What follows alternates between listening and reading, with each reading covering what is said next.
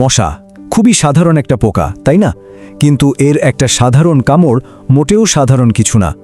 এর পেছনে কিন্তু লুকিয়ে আছে দারুণ একটা সায়েন্স, একটা অবাক করার মতো গল্প। চলুন আজ এই ব্যাপারটাই একটু সহজ করে বোঝা যাক। আচ্ছা, একটা দারুণ ফ্যাক্ট দিয়ে শুরু করি, কেমন? আমরা তো ভাবি সব মশাই কামড়ায়, কিন্তু জানেন কি, এটা একদমই সত্যি না। শুধু ফিমেল মানে স্ত্রী মশাই কিন্তু আমাদের কামড়ায়। তাহলে প্রশ্নটা হচ্ছে, কেন শুধু ওরাই?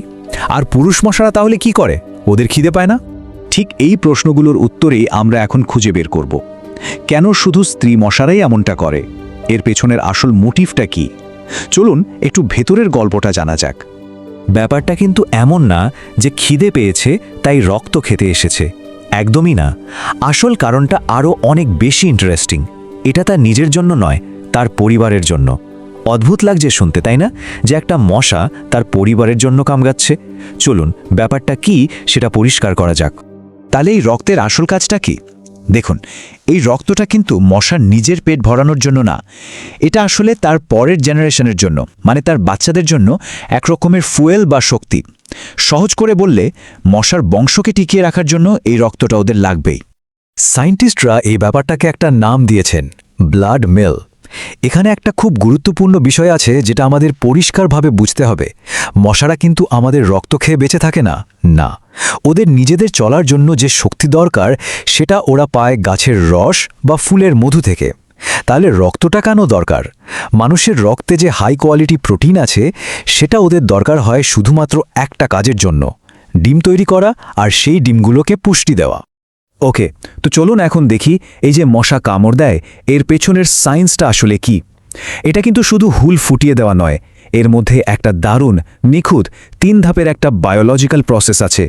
প্রথমে স্টেপ 1, মশা তার সূচের মতো ধারালো একটা মুখ, যেটাকে বলে প্রোবোসিস, সেটা দিয়ে আমাদের চামড়া ফুটো করে, ঠিক যেন একটা ইনজেকশন।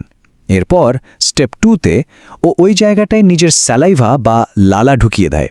আর এই লালার কাজটা কিন্তু অসাধারণ। এটা ব্লাড থিনারের মতো কাজ করে, মানে রক্তকে জমাট বাঁধতে দেয় না, যার ফলে রক্ত বের হতে থাকে। আর ফাইনালি যখন ব্লাড ফ্লো চালু হয়ে যায় তখন মশাটা ধীরে ধীরে রক্ত শুষে নিতে শুরু করে। বেশ, মশার মিশন তো কমপ্লিট, কিন্তু আমাদের কি হবে? এই একটা কামড়ের এফেক্ট আমাদের উপর কি হতে পারে? একটা সাধারণ চুলকানি থেকে শুরু করে ভয়ঙ্কর সব রোগের ঝুঁকি। চলুন এই কামড়ের সাইড এফেক্টগুলো এবার একটু দেখে নিই। ওই যে মশার লালার কথা বললাম, ওটার আসলে দুটো এফেক্ট আছে। একটা হলো যেটা আমাদের সবারই অভিজ্ঞতা আছে, বিরক্তি। আমাদের শরীর যখনই ওই বাইরের প্রোটিনটাকে ডিটেক্ট করে তখন ইমিউন সিস্টেম অ্যাক্টিভ হয়ে যায়, আর তার ফলে জায়গাটা লাল হয়ে ফুলে ওঠে আর শুরু হয় সেই মারাত্মক চুলকানি। কিন্তু দ্বিতীয় এফেক্টটাই হলো আসল ভয়ের কারণ। যদি মশাটা নিজে কোনো ভাইরাস বা প্যারাসাইট, যেমন ধরুন ডেঙ্গু বা ম্যালেরিয়ার জীবাণু বহন করে, তাহলে ওই লালার সাথেই সেই জীবাণুটা সোজা আমাদের ব্লাড স্ট্রিমে ঢুকে পড়ে। তার মানে মূল ব্যাপারটা হলো, মশার কামড় শুধু একটা চুলকানি বা অস্বস্তির বিষয় না, এটা আসলে রোগ ছড়ানোর একটা মিডিয়াম বা বাহক। আর এই কারণেই ছোট্ট একটা মশা সারা পৃথিবীতে লক্ষ লক্ষ মানুষের জন্য একটা বড় স্বাস্থ্য ঝুঁকি হয়ে দাঁড়ায়। তাহলে পুরো ব্যাপারটা কি দাঁড়ালো? মশার জন্য একটা কামড় হলো তার প্রজন্মকে বাঁচিয়ে রাখার একটা মিশন। কিন্তু প্রকৃতির এই ছোট্ট একটা সার্ভাইভাল মিশনের এফেক্ট আমাদের জন্য কতটা মারাত্মক হতে পারে একবার ভেবে দেখুন তো। এটা সত্যিই আমাদের ভাবায়।